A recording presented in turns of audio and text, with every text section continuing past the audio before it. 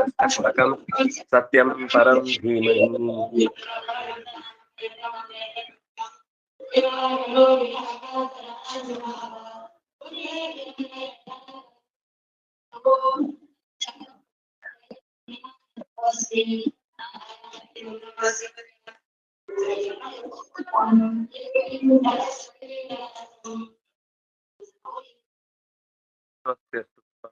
ಹರಿ ಓಂ.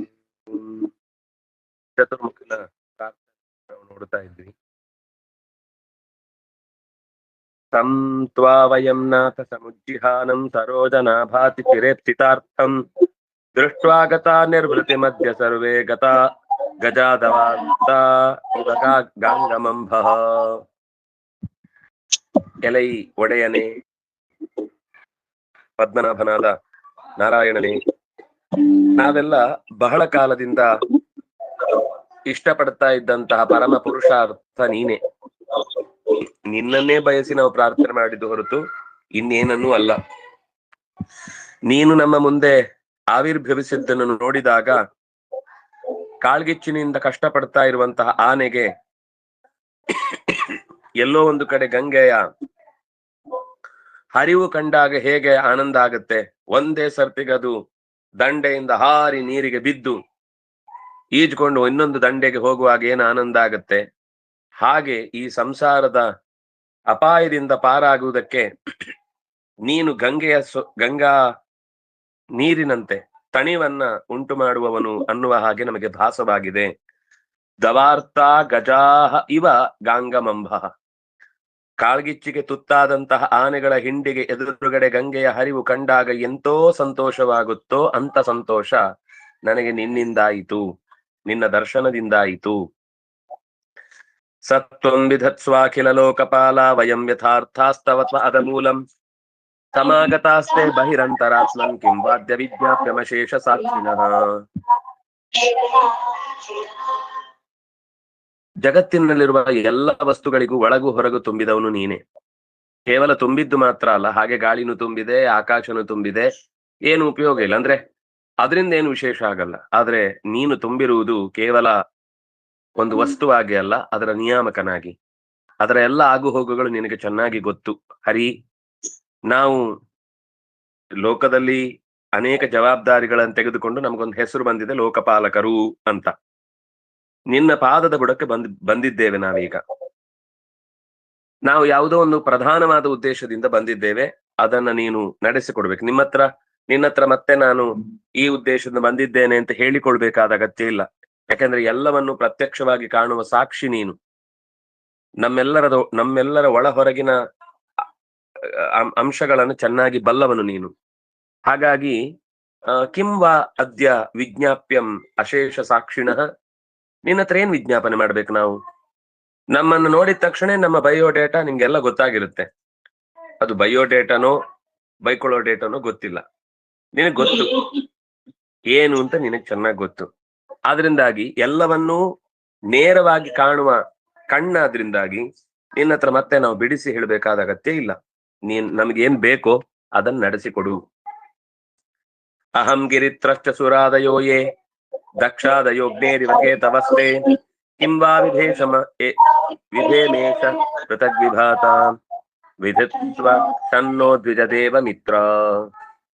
ದ್ವಿಜದೇವ ಮಿತ್ರ, ದ್ವಿಜರಿಗೂ ದೇವತೆಗಳಿಗೂ ಮಿತ್ರನಾದ, ಋಷಿಗಳಿಗೂ ಸುರರಿಗೂ ಅತ್ಯಂತ ಆಪ್ತನಾದ ಓ ಪ್ರಭುವೇ, ಒಡೆಯನೇ, ನಾನು ಅಂದ್ರೆ ಬ್ರಹ್ಮದೇವರ ಸ್ತೋತ್ರ ಇದು. ನಾನು ಗಿರಿತ್ರ ಅಂದ್ರೆ ರುದ್ರದೇವ, ಸುರಾದಯ ಇನ್ನುಳಿದಂತೆ ದಕ್ಷ ಮೊದಲಾದಂತಹ ಎಲ್ಲ ದೇವತೆಗಳು ಕೂಡ ನಿನ್ನ ಮುಂದೆ ಬೆಂಕಿ ದಗದಗ ಅಂತ ಉರಿಯುವಾಗ ಹಾರುವ ಅದರ ಮೇಲಿನ ಸಣ್ಣ ವಿಸ್ಫುಲಿಂಗದಂತೆ, ಕಿಡಿಯಂತೆ ಅಷ್ಟೇ ನಾವು.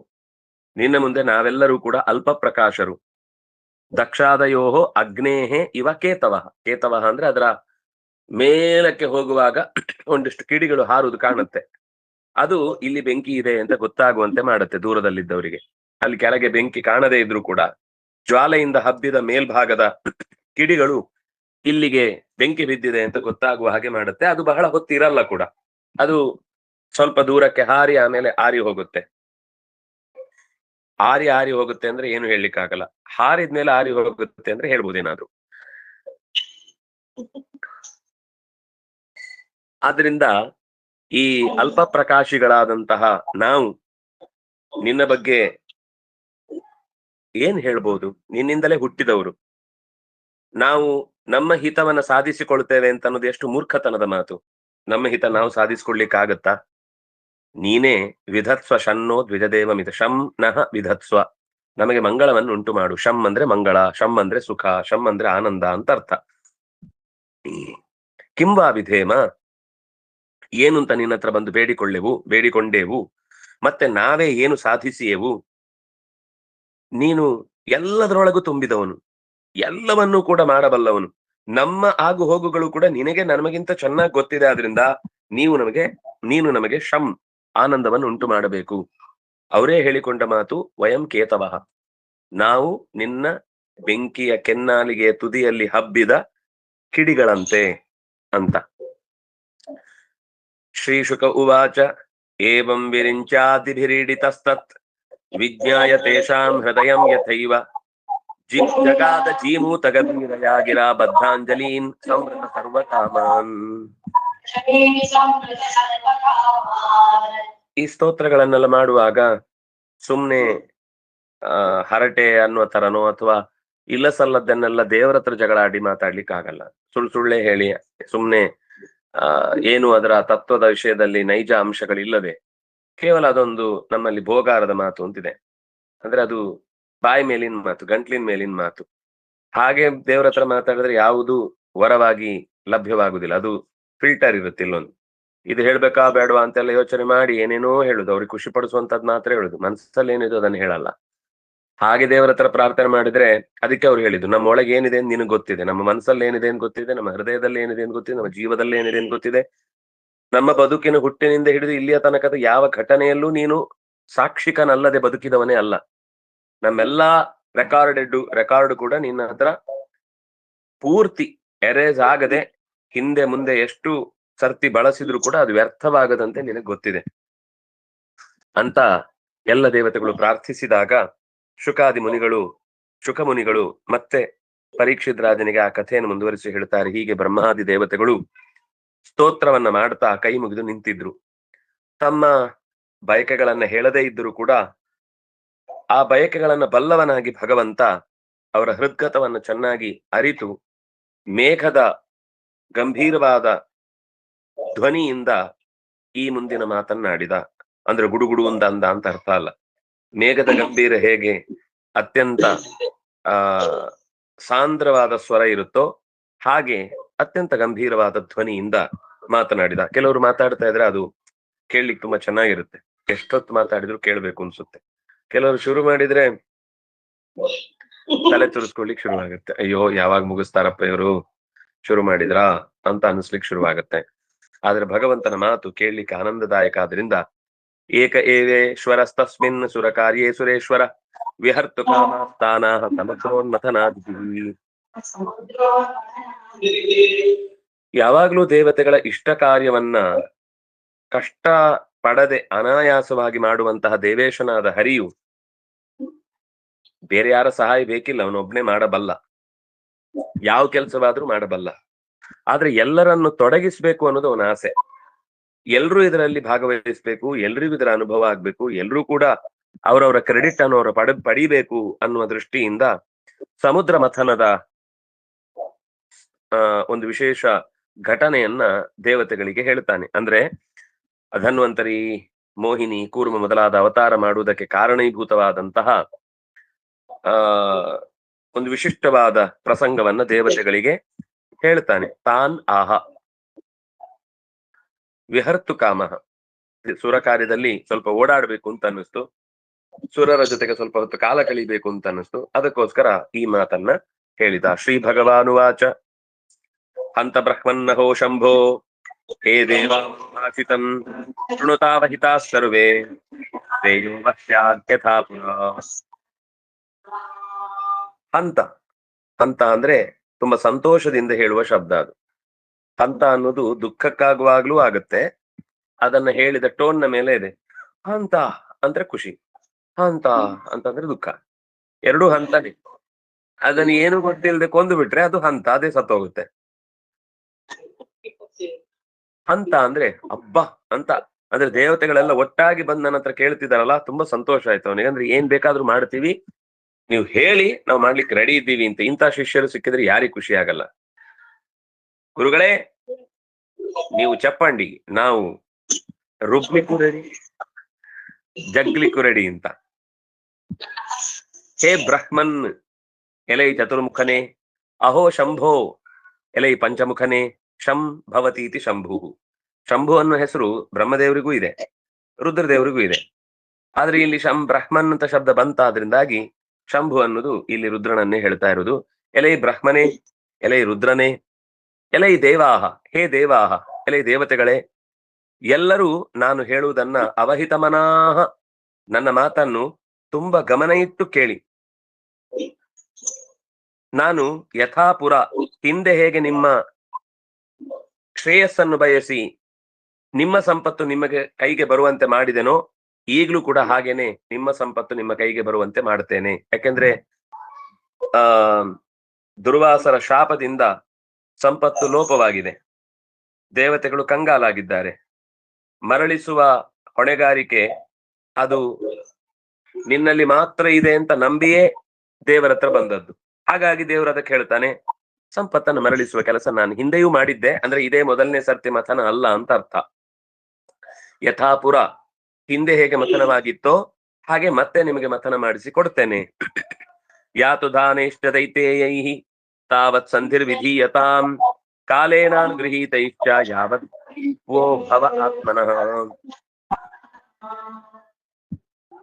ದಾನವರ ಕಾಲ ಈಗ ಸುಗ್ಗಿ, ಅವರಿಗೆ ಏನ್ ಕೈ ಹಾಕಿದ್ರು ಬಂಗಾರ. ಆದ್ರಿಂದಾಗಿ ನಿಮ್ಮ ಜೇಬಿಗೆ ಕೈ ಹಾಕಿದ್ದಾರೆ, ಎಲ್ಲ ಜೇಬಿದ್ದು ತಗೊಂಡು ಹೋಗ್ತಾ ಇದ್ದಾರೆ. ನೀವು ತಡಿಲಿಕ್ಕೆ ಆಗಲ್ಲ ಈಗ ಅವರನ್ನ, ಯಾಕಂದ್ರೆ ಅವ್ರಿಗೆ ಅನುಕೂಲವಾದ ಕಾಲ ಅಂತ ಒಂದು ಇರುತ್ತಲ್ಲ, ಅವ್ರು ಅದ್ರಲ್ಲಿ ಸರಿಯಾದ ಸಮಯಕ್ಕೆ ಕೈ ಹಾಕಿದ್ದಾರೆ. ನಿಮಗೆ ನಿಮ್ಮ ಕೈ ಸಂಪತ್ತು ಸೇರುವ ತನಕ ನೀವು ದೇವತೆಗಳು ಮತ್ತು ದೈತ್ಯರು ಯಾವದ್ವೋ ಭವ ಆತ್ಮನಃ ಯಾತು ದಾನೈಶ್ಚ ದೈತೇಹಿ ತಾವತ್ ಸಂಧಿರ್ ವಿಧೀಯತಾಂ. ನಿಮಗೆ ಕೆಲಸ ಆಗುವುದಕ್ಕೋಸ್ಕರ ಅವರಲ್ಲಿ ಸಂಧಾನವನ್ನ ಮಾಡಿ, ನಿಮ್ಮ ಸಂಪತ್ತು ನಿಮ್ಮ ಕೈ ಸೇರುವ ತನಕ, ನಿಮ್ಮ ಸಂಪತ್ತು ನಿಮ್ಮ ಕೈಗೆ ಮರಳಿ ಬರುವ ತನಕ ನೀವು ದೈತ್ಯರ ಜೊತೆಗೆ ಸಂಧಾನ ಮಾಡ್ಲೇಬೇಕು. ದೇವತೆಗಳ ಮುಖ ಎಲ್ಲ ಒಂದ್ಸರ್ತಿ ಯಾರನ್ನ ಕಂಡ್ರೆ ನಾವು ಎಣ್ಣೆ ಸೀಗೆ ತರ ಇದ್ದೇವೋ ಅವರನ್ನೇ ಹೋಗಿ ಭೇಟಿಯಾಗಿ ಕೈ ಕುಲುಕಿ ಮಾತನಾಡಿ ಕೀ ಅಂತ ನಕ್ಕು ಅವರನ್ನೇ ಮಾತಾಡಿಸ್ಬೇಕಾ? ಇದೆಲ್ಲ ನಮ್ಮ ಬಾಪ್ತಿಗೆ ಬರುವಂತದ್ದೇ ಅಲ್ಲ, ಇದೆಲ್ಲ ನಮ್ಮಿಂದ ಸಾಧ್ಯವೇ ಇಲ್ಲ ಅಂತ ಒಂಥರ ರಿಯಾಕ್ಷನ್ ಬರುವುದನ್ನ ನೋಡಿ ದೇವರು ತಕ್ಷಣ ಹೇಳ್ತಾನೆ, ಅರಯೋಪಿ ಸಂಧೇಯ ಸತಿ ಕಾರ್ಯಾರ್ಥ ಗೌರವೇ ಅಹಿಂಬೂಷಕವಂತೇವ ಹೆರ್ತಸ್ಯ ಪದವೀಂ ಗತೈಃ. ಹಾಗೆಲ್ಲ ಹೇಳ್ಬಾರ್ದಪ್ಪ, ದೊಡ್ಡವರು ಹೇಳುದನ್ನು ಸ್ವಲ್ಪ. ಅದಕ್ಕೆ ನಾನು ಅವಹಿತ ಮನ ಶೃಣು ಅಂತ ಒಂದ್ಸರ್ತಿ ಮೊದ್ಲೇ ಹೇಳಿದ್ದೇನೆ. ಶೃಣುತಾವಹಿತಾ ಸರ್ವೇ, ಎಲ್ರು ನಾನು ಹೇಳುದನ್ನು ಗಮನ ಇಟ್ಟು ಕೇಳಿ ಅಂತ ಅದಕ್ಕೆ ಹೇಳಿದ್ದು. ನೀವು ತಕ್ಷಣ ರಿಯಾಕ್ಟ್ ಆಗ್ಬಾರ್ದು, ಎಲ್ಲದು ಒಳ ಅಂತ ಏನ್ ಕೇಳಲಿಕ್ಕೆ ಮುಂಚೆನೆ ಮಾತಾಡ್ಬಿಡುದು. ಹಾಗೆಲ್ಲ ಮಾಡಿದ್ರೆ ಯಾವ್ದು ಆಗಲ್ಲ. ಸ್ವಲ್ಪ ಗಮನ ಕೊಡಿ, ನಾನು ಏನ್ ಹೇಳ್ತಾ ಇದ್ದೇನೆ ಅಂತ ಅರ್ಥ ಮಾಡ್ಕೊಳ್ಳಿ. ಕೆಲವೊಂದ್ಸರ್ತಿ ಕೇಳಿದ ತಕ್ಷಣ ಉತ್ತರ ಕೊಡ್ಬೇಕು ಅಂತ ಕೆಲವ್ರು ಇರ್ತಾರೆ, ಅವ್ರು ಕೇಳಿಸ್ಕೊಂಡು ಅರ್ಥನೂ ಆಗಿರಲ್ಲ, ಬಟ್ ಅಂತ ವಾಪಸ್ ಹೇಳುದು. ಅದು ಜಗಳ ಬೆಳಿತಾನೆ ಹೋಗುತ್ತೆ. ಯಾಕಂದ್ರೆ ಅವ್ನ್ ಏನ್ ಕಮ್ಮಿ, ನಾನ್ ಏನ್ ಕಮ್ಮಿ ಅವನಿಗಿಂತ, ನಂದು ಡೈಲಾಗ್ ವಾಪಸ್ ಹೊಡಿತೇನೆ, ಅವ್ನು ಇವನಿಗೆ ಹೊಡಿತಾನೆ, ಇವನು ಅವನಿಗೆ ಹೊಡಿತಾನೆ, ಹೊಡಿತಾ ಇರ್ತಾನೆ. ಕೊನೆಗೆ ವಿಷಯನೇ ತೀರ್ಮಾನ ಆಗಲ್ಲ, ಗಲಾಟೆನೆ ಮುಗಿದೋಗುತ್ತೆ. ಅದಕ್ಕೆ ದೇವ್ರು ಹೇಳ್ತಾನೆ, ಗಮನ ಇಟ್ಟು ಕೇಳಿ ನಾನು ಹೇಳ್ತಾ ಇರೋದು. ಶತ್ರುಗಳನ್ನು ಕೂಡ ಕಾರ್ಯಾರ್ಥ ಗೌರವೇ, ದೊಡ್ಡ ಕೆಲಸವೊಂದು ಸಾಧಿಸಬೇಕಾದ ಪ್ರಸಂಗ ಬಂದಾಗ ಸಂಧೇಯಾಹ, ಅವರ ಸಂಧಾನವನ್ನ ಮಾಡ್ಕೊಳ್ಬೇಕು. ಅವರ ಎನರ್ಜಿಯನ್ನ ನಮ್ಮ ಒಳ್ಳೆ ಕೆಲಸಕ್ಕಾಗಿ ಬಳಸ್ಕೊಳ್ಬೇಕು. ಆಗ ನೀನೇ ಚಂದ್ರ, ನೀನೇ ಇಂದ್ರ, ನೀನೇ ಈ ತೆಲುಗಿನಲ್ಲಿ ಪೆದ್ದ ಅಂತಿದೆ, ಅಲ್ಲಿ ಪೆದ್ದ ಅಂದ್ರೆ ಪೆದ್ದವಾಳ್ಳು ಅಂದ್ರೆ ದೊಡ್ಡವರು ಅಂತ ಅರ್ಥ. ನಾವು ಹೌದು, ಆಗ ಪೆದ್ದವಾಳ್ಳು ಅಂತ ಹೇಳ್ಬಿಡ್ಬೇಕು. ನಾವು ಕನ್ನಡದಲ್ಲಿ ಹೇಳಿದ್ದು ಅಂತ ಹೇಳ್ಬಾರ್ದಷ್ಟೇ. ತುಂಬಾ ಹೊಗಳಿ ಹೊಗಳಿ ಹೊಗಳಿ ಅವರಿಂದ ಬೇಕಾದ ಕೆಲಸ ಮಾಡಿಸ್ಬೇಕು. ಇದು ದೇವರು ಹೇಳುವ ಮಾತು. ಅಹಿಮೂಷಕವದ್ದೇವಾಹ, ಅದಕ್ಕೊಂದು ಸುಂದರವಾದ ದೃಷ್ಟಾಂತವನ್ನ ಕೊಡ್ತೇನೆ. ಮಹಾಭಾರತದಲ್ಲಿ ಈ ಕಥೆ ಇದೆ ವಿಸ್ತಾರವಾಗಿ, ಅಹಿಮೂಷಕ ಅಂತ. ಅಹಿಮೂಷಕ ನ್ಯಾಯ ಅಂತಾನೂ ಇದೆ. ನೀವು ನ್ಯಾಯ ಯಾವುದು ಸಂದರ್ಭ ಸೂಕ್ತಿ ಅಂತ ರಂಗನಾಥ ಶರ್ಮರದ್ದು ಅಥವಾ ಇನ್ಯಾರದ್ದು ಒಬ್ರದ್ದು, ರಂಗನಾಥ ಶರ್ಮರೇ ಇರ್ಬೇಕು ಮೋಸ್ಟ್ಲಿ. ಆ ಪುಸ್ತಕ ಒಂದ್ಸತಿ ಓದಿ, ಸ್ವಾರಸ್ಯಕರವಾದದ್ದು ಸಂದರ್ಭ ಸೂಕ್ತಿ ಅಂತ. ಇನ್ನೊಂದು ಛಂದೋಮಿತ್ರ ಅಂತ ಛಂದಸ್ಸುಗಳ ಬಗೆಗೆ ಇರುವ ಸ್ವಾರಸ್ಯಕರವಾದ ಪದ್ಯಗಳನ್ನ ನೀವು ಅದ್ರಲ್ಲಿ ನೋಡಿದ್ರೆ ನಿಮ್ಗೆ ಒಂದ್ ಕಡೆಯಿಂದ ಛಂದಸ್ಸು ಖುಷಿ ಆಗುತ್ತೆ, ಇನ್ನೊಂದ್ ಕಡೆಯಿಂದ ಒಳ್ಳೆ ತಮಾಷೆಯ ವಿಷಯಗಳು ಜೊತೆಗೆ ಸಿಗ್ತವೆ. ಹಾಗೆ ಇಲ್ಲಿ ಆ ನ್ಯಾಯಗಳನ್ನ ಬಳಸುವಾಗ ಈ ನ್ಯಾಯವನ್ನ ತುಂಬಾ ಬಳಸ್ತಾರೆ. ಅಹಿಮೂಷಕ ನ್ಯಾಯ ಅಂತ. ಹ್ಯರ್ಥಸ್ಯ ಪದವೀಂ ಗತೈಹಿ, ನಮ್ಮ ಕಾರ್ಯ ಸಾಧನೆ ಮಾಡಿಕೊಳ್ಳುವುದಕ್ಕೆ ಹೊರಟಾಗ ಈ ಕಾರ್ಯದ ಉದ್ದೇಶ ಅತ್ಯಂತ ದೊಡ್ಡದಾದಾಗ ಶತ್ರುಗಳ ಜೊತೆ ಸಂಧಾನ ಮಾಡುವುದು ಕೂಡ ಅತ್ಯಂತ ಅಗತ್ಯ. ಹೇಗೆ ಹಾವು ಇಲಿಗಳ ಜೊತೆಗಿನ ಸಂಬಂಧ ಬೆಳೆಸಿತೋ ಹಾಗೆ ಹಾವು ಇಲಿಗಳ ಸಂಬಂಧ ಅಂತ ಒಂದಿದೆ ಕತೆ.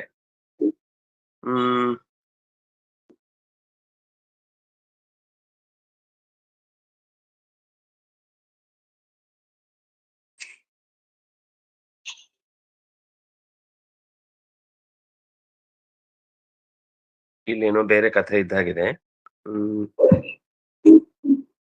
ನೋಡಿ ಇಲ್ಲಿ ಮುಂದೆ ಕಥೆ ಇದೆಯಾ?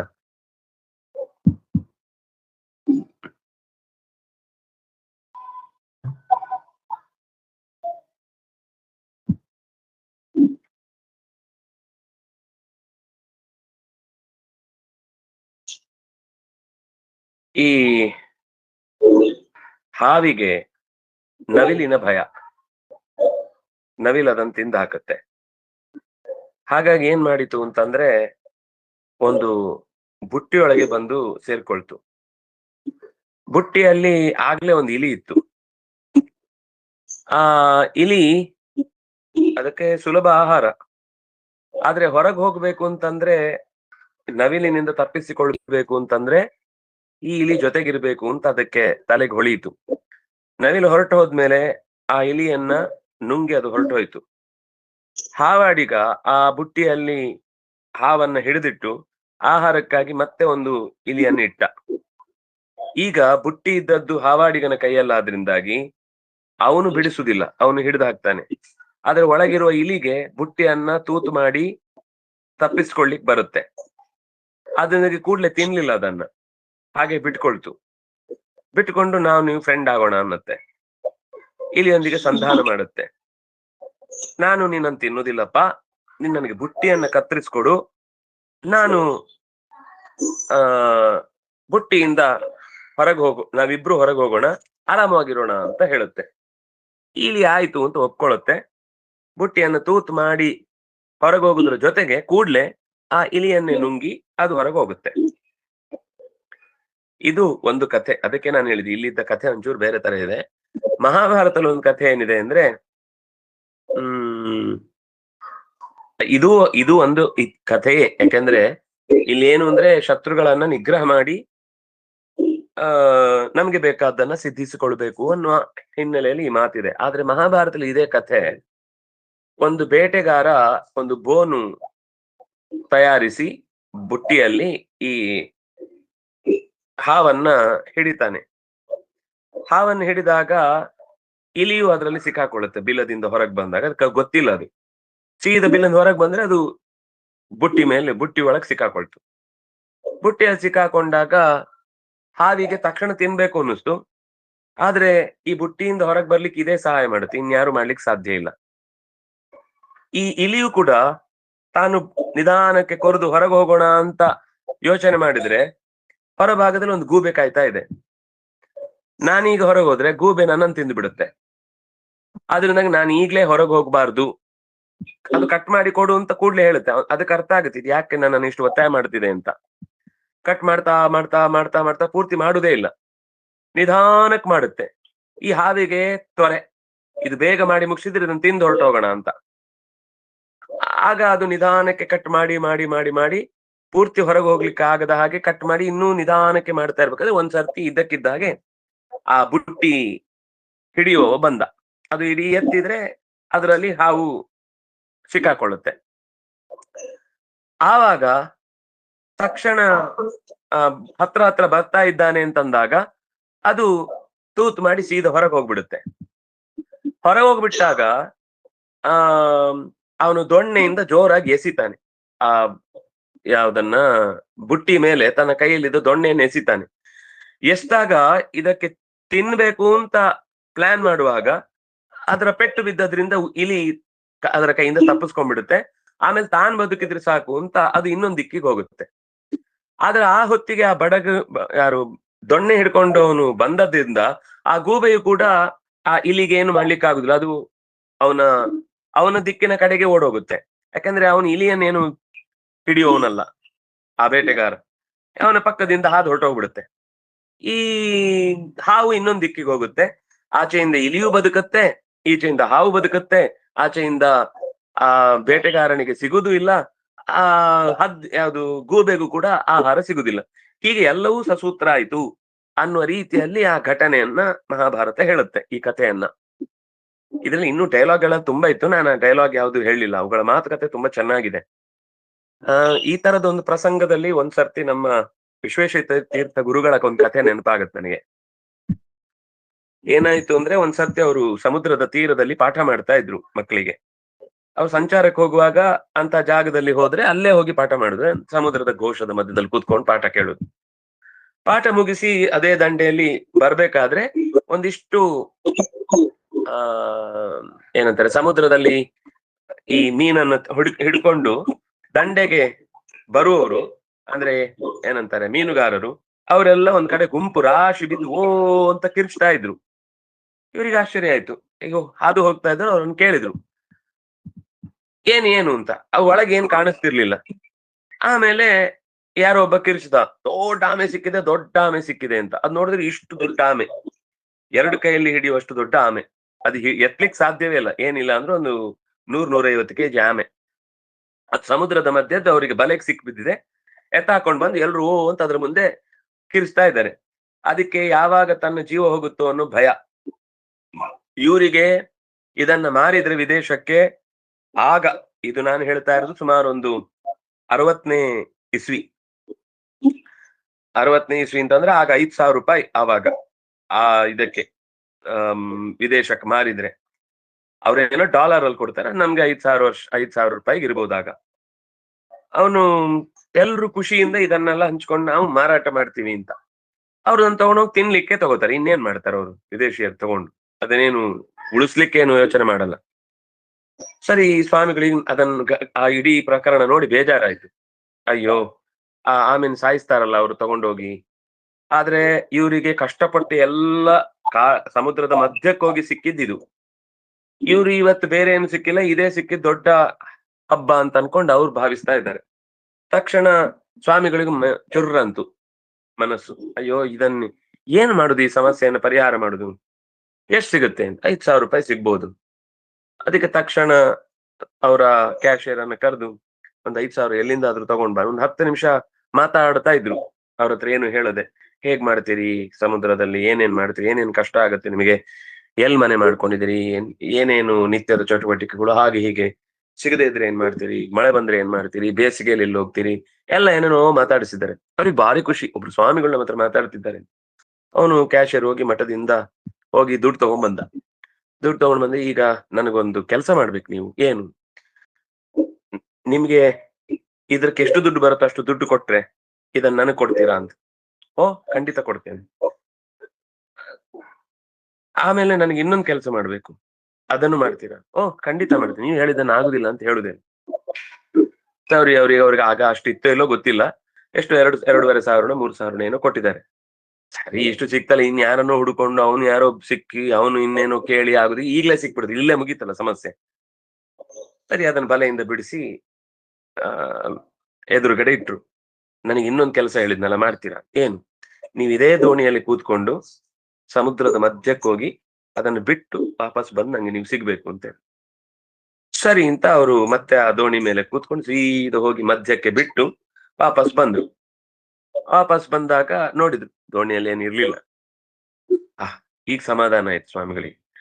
ಆ ಕಡೆ ಆಮೆ ಬದುಕಿತು ಅಂತ ಅದಕ್ಕೆ ಸಮಾಧಾನ ಆಯ್ತು, ಈ ಕಡೆ ನಾವಿಕರಿಗೆ ದುಡ್ಡು ಸಿಕ್ತು ಅಂತ ಅವ್ರಿಗೆ ಸಮಾಧಾನ ಆಯ್ತು, ಸ್ವಾಮಿಗಳಿಗೆ ಆ ಜೀವ ಬದುಕ್ತು ಅಂತ ಸ್ವಾಮಿಗಳಿಗೆ ಸಮಾಧಾನ ಆಯ್ತು. ಹೀಗೆ ನೋಡ್ತಾ ಇದ್ದವರಿಗೆಲ್ಲ ಇದೇನು ಎಷ್ಟು ವಿಚಿತ್ರವಾಗಿ ಸಮಸ್ಯೆ ತಾನಾಗೆ ಸಾಲ್ವ್ ಆಯ್ತು ಅಂತ ಎಲ್ರಿಗೂ ಸಮಾಧಾನ ಆಯ್ತು. ಅಂದ್ರೆ ಒಂದು ಘಟನೆಯನ್ನ ಹೇಗೆ ನಿರ್ವಹಣೆ ಮಾಡಬೇಕು ಅನ್ನೋದರ ವಿಷಯದಲ್ಲಿ ಬಹಳ ಅದ್ಭುತ. ಅಂದ್ರೆ ಅವರನ್ನೇನ್ ಬೈಲಿಲ್ಲ, ಜೋರ್ ಮಾಡ್ಲಿಲ್ಲ, ಏನ್ ತಪ್ಪು ಮಾಡ್ತೀರಾ ಅಂತ ಹೇಳಿಲ್ಲ. ಅವರನ್ನು ಪ್ರೀತಿಯಿಂದ ಮಾತಾಡ, ಅವರಿಗೆ ಅವ್ರ ಮನೆ ಕತೆ ಅದು ಇತ್ಯಾದಿ ಕೇಳಿದಾಗ ಅವ್ರಿಗೆ ತುಂಬಾ ಆತ್ಮೀಯತೆ ಅನಿಸ್ತು. ಅವ್ರೇನ್ ಕೆಟ್ಟವರಲ್ಲ, ಅವ್ರ ಹೊಟ್ಟೆ ಪಾಡೆ ಅದು ಅದನ್ನ ಮಾಡ್ತಿದ್ರು ಅಷ್ಟೇ. ಹಾಗೆ ಅವ್ರ ಹತ್ರ ಹೇಗ್ ವರ್ತಿಸ್ಬೇಕು, ಹೇಗ್ ಮಾತಾಡ್ಬೇಕು ಅನ್ನೋದು ತಿಳಿದು ಮಾತಾಡಿದಾಗ ಕೆಲಸ ಅತ್ಯಂತ ಸಸೂತ್ರವಾಗಿ ಸುಲಲಿತವಾಗಿ ಆಗತ್ತೆ ಅನ್ನೋದನ್ನ ಅವರ ಜೀವನದ ಒಂದು ಘಟನೆ ಈ ಪ್ರಕರಣದಲ್ಲಿ ನೆನಪಾಯ್ತು. ಅವ್ರು ಏನೇ ಆಗಿದ್ರು ಕೂಡ ದೊಡ್ಡ ಕೆಲಸ ಆಗ್ಬೇಕು ಅಂತಂದಾಗ ಅವ್ರ ಹತ್ರ ಚೆನ್ನಾಗಿ. ಆದ್ರೆ ಇಲ್ಲಿ ಶತ್ರುಗಳು ಅಂತಾನೆ ದೇವರು ಡಿಸೈಡ್ ಮಾಡಿದಾನೆ, ಅರಯೋಪಿ ಸಂಧೇಯ ಅಂತ. ಶತ್ರುಗಳಾದ್ರೂ ಕೂಡ ಅವ್ರ ಜೊತೆ ಕೆಲವೊಂದ್ ಸರ್ತಿ ನಾವು ಸ್ವಲ್ಪ ಹೊತ್ತು ಬದುಕಿ ಉಳಿಬೇಕು ಅಂದ್ರೆ ಸಂಧಾನ ಮಾಡ್ಕೊಳ್ಬೇಕಾಗತ್ತೆ ಅಂತ ಈ ರೀತಿ ಆ ಅಹಿಮೂಷಕ ನ್ಯಾಯದ ಕಥೆಯನ್ನ ವ್ಯಾಸರು ತಿಳಿಸಿದ್ದಾರೆ. ಅಮೃತೋತ್ಪಾದನೆ ಯತ್ನ ಯತ್ ಕ್ರಿಯತಾಂ ಅವಿಲಂಬಿತಂ ಯಸ್ಯ ಪೀತಸ್ಯ ವೈ ಜಂತುಃ ಮೃತ್ಯುಗ್ರಸ್ತೋ ಮುದೋ ಭವತ್ ಅಮರೋ ಭವತ್. ಬೇಗ ಅಮೃತದ ಮಥನಕ್ಕೆ ಅದರನ್ನ ಉತ್ಪತ್ತಿ ಮಾಡುವುದಕ್ಕೆ ನೀವೆಲ್ಲರೂ ಕೂಡ ತಯಾರಿಸ್ಲಿಕ್ಕೆ ಸಿದ್ಧತೆ ಮಾಡ್ಕೊಳ್ಳಿ. ಅಮೃತವನ್ನ ಸ್ವೀಕಾರ ಮಾಡಿದ್ರೆ ವ್ಯಕ್ತಿ ಅಮರನಾಗ್ತಾನೆ. ಅಂತ ಅಮೃತ ಇದು. ಅಮೃತ ಅಂದ್ರೆ ಮೃತಿ ಇಲ್ಲದ್ದು ಅಂತ. ಅದರರ್ಥ ಶಾಶ್ವತ ಅಲ್ಲ. ಆ ಅಮೃತಕ್ಕೂ ಕೂಡ ಎಕ್ಸ್ಪೈರಿ ಡೇಟ್ ಇದೆ. ಅದು ಒಂದು ಅದು ಮನ್ವಂತರ ಚಕ್ರ ತನಕ ಮಾತ್ರ ನಡೆಯುತ್ತೆ. ಆಮೇಲೆ ಮತ್ತೆ ಯಥಾ ಪ್ರಕಾರ ಮುಂದಿನ ಮನ್ವಂತರದಲ್ಲಿ ಮಥನ ಆಗುತ್ತೆ, ಮತ್ತೆ ಅಮೃತ ಬರಬೇಕು, ಮತ್ತೆ ತಗೊಳ್ಬೇಕು. ಅಂದ್ರೆ ಎಕ್ಸ್ಪೈರಿ ಡೇಟ್ ಸ್ವಲ್ಪ ಜಾಸ್ತಿ ಡೇಟ್ ಇದೆ, ಆಯುರ್ವೇದದ ಮಾತ್ರೆ ತರ. ಇದಕ್ಕಾದ್ರೆ ಬೇಗ ಒಂದೂವರೆ ವರ್ಷ ಅಷ್ಟೇ ಇರುತ್ತೆ. ಅದಾದ್ರೂ ಒಂದು 15-20 ವರ್ಷ ಇಟ್ರು ಏನಾಗಲ್ಲ. ಅಂತ ಒಂದು ವಿಶಿಷ್ಟವಾದ ಕೆಲಸವನ್ನ, ಅಮೃತವನ್ನ ಪಡೆಯುವುದಕ್ಕಾಗಿ ನೀವೆಲ್ಲ ಮಾಡಬೇಕು ಅಂತ ಭಗವಂತ ದೇವತೆಗಳಿಗೆ ಆದೇಶಿಸಿದ. ಕ್ಷಿಪ್ತ್ವಾ ಕ್ಷೀರೋದತೌ ಸರ್ವಾಹ ವೀರುತೃಣ ತಲೌಷಧೀ ಮಂಥಾನಂ ಮಂತರಂ ಕೃತ್ವಾ ನೇತ್ರಂ ಕೃತ್ವಾ ತು ವಾಸುಕಿಂ. ಕ್ಷೀರೋದತೌ ವೀರುತ್ ತೃಣ ಲತೌಷಧೀ. ವೀರುತ್ ಅಂದ್ರೆ ಕೆಲವು ಈ ತುಳಸಿಯಂತಹ ಪೊದೆಗಳಂತಹ ಗಿಡಗಳು. ತೃಣ ಅಂದ್ರೆ ಗೊತ್ತು, ಗರಿಕೆ ಅಥವಾ ದರ್ಭೆ ಅಂತಹ ಹುಲ್ಲುಗಳು. ಲತಾ ಅಂದ್ರೆ ಅಮೃತ ಬಳ್ಳಿ ಅಂತದ್ದು. ಔಷಧಿ ಅಂತಂದ್ರೆ ಉಳಿದ ಧಾನ್ಯಗಳು. ಇದೆಲ್ಲವನ್ನು ತಗೊಂಡೋಗಿ ಸಮುದ್ರಕ್ಕೆ ಹಾಕಿದ್ರು, ಮಧ್ಯಕ್ಕೆ, ಇವರು ಮಥನ ಮಾಡುವ ಜಾಗಕ್ಕೆ. ಮಂದರಂ ಮಂಥಾನಂ ಕೃತ್ವ, ಮಂದರ ಪರ್ವತವನ್ನು ಕಡಿಯುವುದಕ್ಕಾಗಿ ಕಡಗೋಲಾಗಿಸಿ, ನೇತ್ರಂ ಕೃತ್ವಾತು ವಾಸುಕಿಂ. ಯಾರೋ ಗೊತ್ತಿಲ್ಲದವರು ನೇತ್ರಂ ಕೃತ್ವ ಕಣ್ಣು ಮಾಡ್ಕೊಂಡ್ರು. ಏನ್ ಕಣ್ಣು ಮಾಡ್ಕೊಳ್ಳುದು? ನೇತ್ರ ಅಂದ್ರೆ ಇಲ್ಲಿ ಕಣ್ಣಲ್ಲ, ನೇತ್ರ ಅಂದ್ರೆ ಹಗ್ಗ. ಯಾವುದು ನೀಯತೆ ಅದು ನೇತ್ರ, ಎಳೆದು ರಕ್ಷಿಸುವಂತದ್ದು. ನೀತ್ವಾ ತ್ರಾಯತೆ. ನೀರಲ್ಲಿ ಬಿದ್ದವನನ್ನ ಹಗ್ಗ ಹಾಕಿ ಎಳೆದ್ರೆ ಅದು ಮೇಲಕ್ಕೆ ಎಳೆದು ತ್ರಾಣ ಮಾಡುತ್ತಾನೆ, ಹಗ್ಗಕ್ಕೆ ನೇತ್ರ ಅಂತ ಹೆಸರು. ಕಣ್ಣು ಹಾಗೇನೆ, ನಮ್ಮನ್ನ ಎಡವದಂತೆ, ಏರಿಳಿತಗಳಿದ್ದಾಗ ವಾಲದಂತೆ ಕಣ್ಣು ಬ್ಯಾಲೆನ್ಸ್ ಅನ್ನ ಗಮನಿಸಿ ನಮಗೆ ಮುಂದೆ ಹೋಗ್ಲಿಕ್ಕೆ ಹೆಲ್ಪ್ ಮಾಡುತ್ತೆ. ಅದರಿಂದಾಗಿ ಅದಕ್ಕೆ ನೇತ್ರ ಅಂತ ಹೆಸರು. ಹಾಗೇನೆ ಈ ನೇತ್ರಂ ಕೃತ್ವಾತು ವಾಸುಕಿಂ, ವಾಸುಕಿ ಅನ್ನುವಂತಹ ಸರ್ಪವನ್ನ, ಈ ಮಂಥವನ್ನ ಕಡೆಯುವುದಕ್ಕೆ ಬೇಕಿರುವ ಹಗ್ಗವನ್ನಾಗಿ ಪ್ರಾರ್ಥಿಸಿಕೊಂಡ್ರು. ಸಹಾಯೇನ ಮಯಾ ದೇವ ನಿರ್ಮಂತಧ್ವಂ ಅತಂದ್ರಿತಾಃ ಕ್ಲೇಶಭಾಜೋ ಭವಿಷ್ಯಂತಿ ದೈತ್ಯಾಯುಜಂ ಫಲಗ್ರಹಾಃ. ನೀವು ನಿಮ್ಮ ಪ್ರಾಮಾಣಿಕವಾದ ಪ್ರಯತ್ನ ಮಾಡಿ ಸಮುದ್ರದ ಮಥನ ಮಾಡುವಾಗ ಅಮೃತದ ಪ್ರಾಪ್ತಿ ಆಗಬೇಕು, ಲೋಕಕ್ಕೆ ಏನೇನು ಸಂಪತ್ತು ಬರಬೇಕು. ಲೋಕಕ್ಕದು ನಿಮ್ಗೆ ಅಂತ ಅಲ್ವೇ ಅಲ್ಲ, ಆ ಸಂಪತ್ತು ಯಾವತ್ತೂ ಕೂಡ ಲೋಕದ ಹಿತಕ್ಕಾಗಿ. ಆ ಸಂಪತ್ತನ್ನ ಪಡೆಯುವುದಕ್ಕಾಗಿ ನೀವು ಪ್ರಾಮಾಣಿಕವಾಗಿ ಆಲಸ್ಯ ಬಿಟ್ಟು, ಅತಂದ್ರಿತಾಹ ನಿರ್ಮಂಥದ್ವಂ, ಬೇಸರ ಮಾಡಿಕೊಳ್ಳದೆ ಕರ್ತವ್ಯ ಅನ್ನುವ ದೃಷ್ಟಿಯಿಂದ ಕರ್ತವ್ಯಾನೀತಿ ಮೇ ಪಾರ್ಥ ಅಂತ ಕೃಷ್ಣ ಗೀತೆಯಲ್ಲಿ ಹೇಳಿದ ಹಾಗೆ ಭಗವಂತ ಹೇಳ್ತಾನೆ, ಮಯ ನಾನು ಕೂಡ ನಿಮ್ಗೆ ಸಹಾಯ ಮಾಡ್ತೇನೆ, ಜೊತೆಗೆ ನನ್ನ ಸಹಾಯ ನಿಮ್ಗೆ ಯಾವಾಗ್ಲೂ ಇರುತ್ತೆ. ಆದ್ರೆ ನೀವು ಪ್ರಯತ್ನ ಮಾಡ್ಬೇಕು. ಎಲ್ಲ ದೇವ್ರು ಮಾಡ್ತಾನೆ ಅಂತ ಕೈ ಕಟ್ಟಿ ಕೂತ್ರೆ ಊಟನೂ ಹೋಗಲ್ಲ ಹೊಟ್ಟೆಗೆ. ಎಲ್ಲ ನಾನೇ ತಿಂದು ಬಿಡ್ತೇನೆ ಅಂದ್ರೆ ಜೀರ್ಣನೂ ಆಗಲ್ಲ, ವಾಂತಿಯಾಗಿ ಡಾಕ್ಟ್ರೇ ಅಂತ ಮಲಗುವ ಪ್ರಸಂಗ ಬರುತ್ತೆ. ಆದ್ರಿಂದಾಗಿ ನಮ್ಮ ಪ್ರಯತ್ನನೂ ಮಾಡ್ಬೇಕು, ದೇವರ ಪ್ರಾರ್ಥನೆನೂ ನಡೆಸ್ಬೇಕು.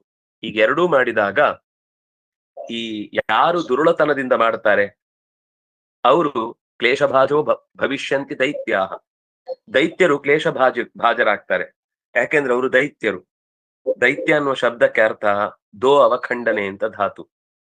ಎಲ್ಲವನ್ನೂ ಕತ್ತರಿಸಿ ಬಿಸುಡುವ ಸ್ವಭಾವದವರು. ಯಾವುದರಿಂದ ಉಪಕಾರ ಪಡೆದ್ರು ಆಮೇಲೆ ಅದರ ಬಗ್ಗೆ ಕೃತಜ್ಞತೆಯಿಂದ ಬದುಕುವವರಲ್ಲ. ಅದರ ಸ್ವಭಾವವೇ ಹಾಗೆ. ದೈತ್ಯ, ದಾನವ, ಅಸುರ ಇದೆಲ್ಲ ಅವರ ದುರ್ನಡತೆಗಳನ್ನೇ ಹೇಳುವಂತಹ ಶಬ್ದಗಳು. ಅಂತಹ ದೈತ್ಯರು ಕ್ಲೇಶ ಭಾಜೋ ಭವಿಷ್ಯಂತಿ. ಮುಂದೆ ಅಮೃತ ಮಥನದ ಪೂರ್ಣ ಫಲವನ್ನು ಅವರೇನು ಅನುಭವಿಸುವುದಿಲ್ಲ. ಯಾಕಂದ್ರೆ ಅವರು ಅದ್ಯಾಕೆ ಅಂತ ಮುಂದೆ ಕಥೆಯಲ್ಲಿ ಗೊತ್ತಾಗುತ್ತೆ. ಯೂಯಂ ಫಲಗ್ರಹ. ಆದ್ರೆ ನಿಮಗೆ ಅದರ ನಿಜವಾದ ಫಲ ಸಿಗತ್ತೆ ಅಂತ ಭಗವಂತ ಹೀಗೆ ಆದೇಶಿಸ್ತಾನೆ. ಮುಂದೆ ಅದಕ್ಕಾಗಿ ಏನು ಪ್ರಯತ್ನ ಪಡ್ತಾರೆ ಅನ್ನೋದನ್ನ ನಾಳೆಯ ಚಿಂತನೆಯಲ್ಲಿ ಅನುಸಂಧಾನ ಮಾಡೋಣ ಅಂತ ಹೇಳ್ತಾ, ಕಾಯೇನ ವಾಚ ಮನಸೇಂದ್ರಿಯೈರ್ವಾ ಬುದ್ಧ್ಯಾತ್ಮನಾನುಸೃತ ಸ್ವಭಾವ ಕರೋಮಿ ಯದ್ಯತ್ ಸಕಲಂ ಪರಸ್ಮೈ ನಾರಾಯಣಾಯೇತಿ ಸಮರ್ಪಯಾಮಿ. ತಪಸ್ವಿನೋ ದಾನಪರಾಯ ತಸ್ವಿನೋ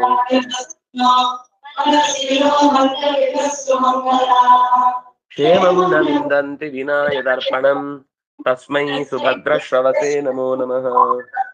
ಬ್ರಹ್ಮಾರ್ಪಣಂ ಬ್ರಹ್ಮಹವಿಃ ಬ್ರಹ್ಮಾಗ್ನೋ ಬ್ರಹ್ಮಣಾಹುತಂ ಬ್ರಹ್ಮೈವ ತೇನ ಗಂತವ್ಯಂ ಬ್ರಹ್ಮಕರ್ಮ ಸಮಾಧಿನ. ಸರ್ವೇ ಭವಂತು ಸುಖಿನಃ ಸರ್ವೇ ಸಂತು ನಿರಾಮಯಾಃ ಸರ್ವೇ ಭದ್ರಾಣಿ ಪಶ್ಯಂತು ಮಾ ಕಶ್ಚಿತ್ ದುಃಖಭಾಗ್ ಭವೇತ್. ಧರ್ಮಸ್ಯ ವಿಜಯೋ ಭೂಯಾತ್ ಅಧರ್ಮಸ್ಯ ಪರಾಭವಃ ಸದ್ಭಾವನಾ ಪ್ರಾಣಭೃತಾ ಭೂಯಾದ್ ವಿಶ್ವಸ್ಯ ಮಂಗಲಂ. ಶ್ರೀಕೃಷ್ಣಾರ್ಪಣಮಸ್ತು.